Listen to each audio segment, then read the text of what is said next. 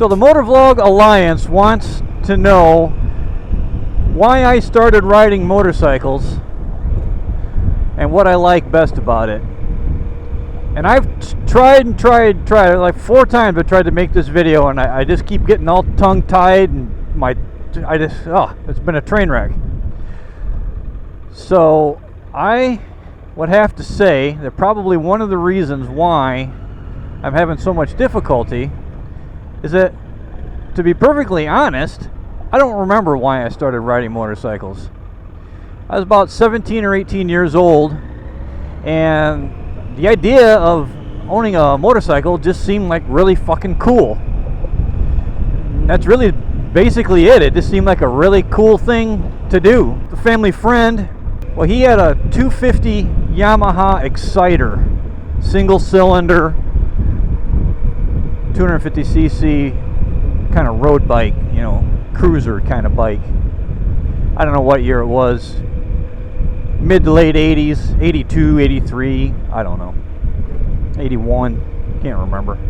And I took that thing for a ride, and man, I was hooked. That was it. That's all it took. I don't know how long I rode that thing around out where he lived, kind of out in the country, up and down the roads. I don't know, half hour maybe. Rode that thing around, and I was like, man, I'll buy it. So I bought that bike, and back then what you would do is you could go down to the DMV and take the written part of the license exam, and they'd give you a learner's permit. You drive around on this learner's permit for, I can't remember how long, 30 days probably, 45 days, I don't know. And then you'd go and schedule an appointment to take the driving portion, the skills portion of the test, which they did in the parking lot of the DMV. And that's what I did, and got myself a motorcycle license. Tooled around on that little 250 for a while, and a guy that rented a house from my dad, a guy that we'd known for years and years, his name was Ron Kinzel. Now remember Ron Kinzel. I've got a story to tell about him that I'll get into sometime later.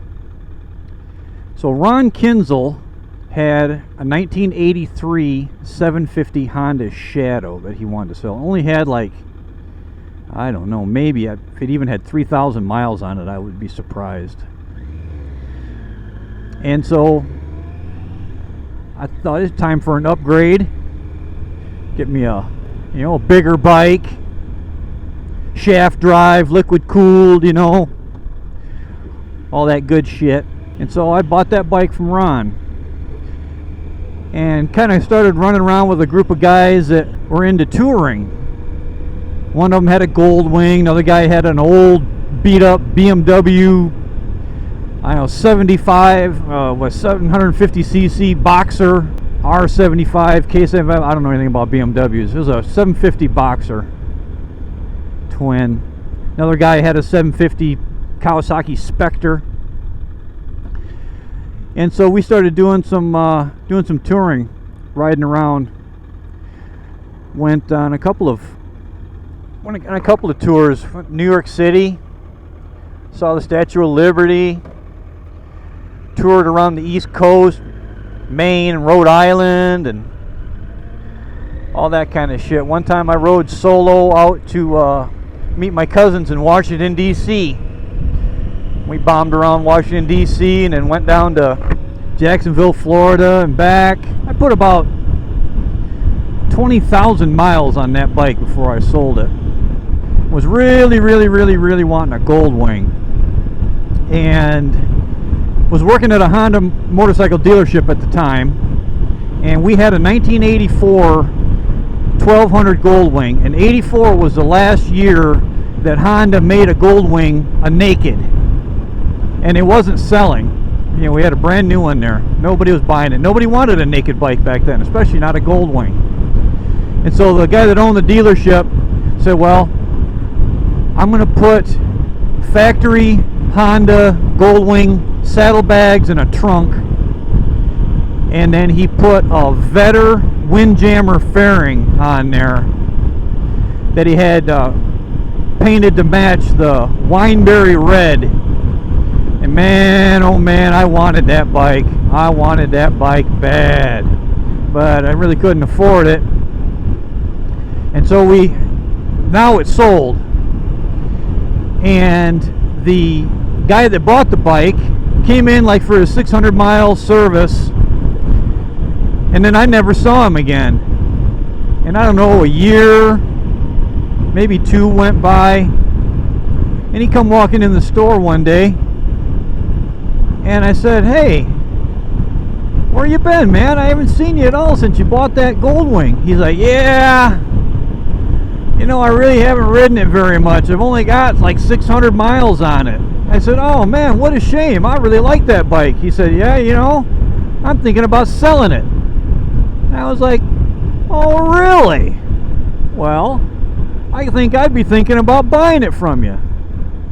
So got together with him, and sure enough, that bike only had 600 miles on it. Man, so I bought that bike off of him and didn't end up riding it quite as much. Did do a couple of tours with that bike. Went down with the old lady to Tennessee to visit my cousins down there one time. Went out to Canandaigua, New York, the Finger Lakes region. Went through Canada, and only ended up putting like 10,000 miles on that Goldwing. And one thing led to another, and I needed to buy a truck for work. And I hadn't been riding that bike as much as I wanted to at the time. And so I sold it to buy a truck. Watched him roll out of my driveway with that Goldwing with only 16,000 miles on it. I thought, fuck, I made a mistake. I knew I'd made a mistake. And a long time went by without a bike. You know, you always think, I'll just buy another one. Well, doesn't always work out that way. Our son was born. You know, you buy a house, you have to get another car, got to get a little bigger car. You know how it goes. So I didn't have a bike for a long time. Then my mom actually was a rider herself, and she gave me a little 250 Rebel.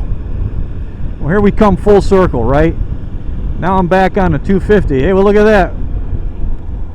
What is that? Kawasaki for sale.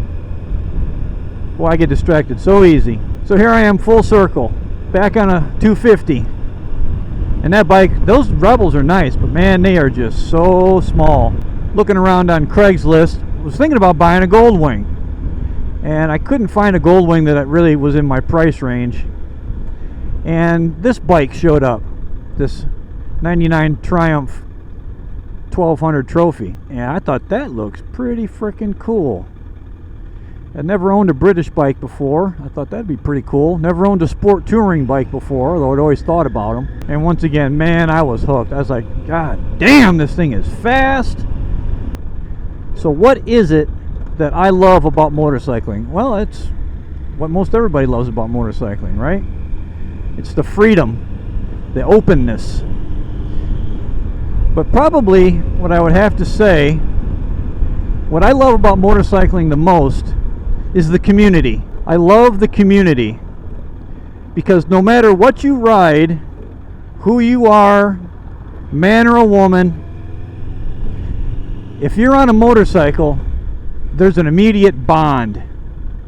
Whenever you meet another biker of any size or shape or riding style, riding a motorcycle really takes some skills, concentration, precision. But what I love the most is the community. So there you have it. There's my attempt. Let's see if I can put anything together and make anything that's worth watching.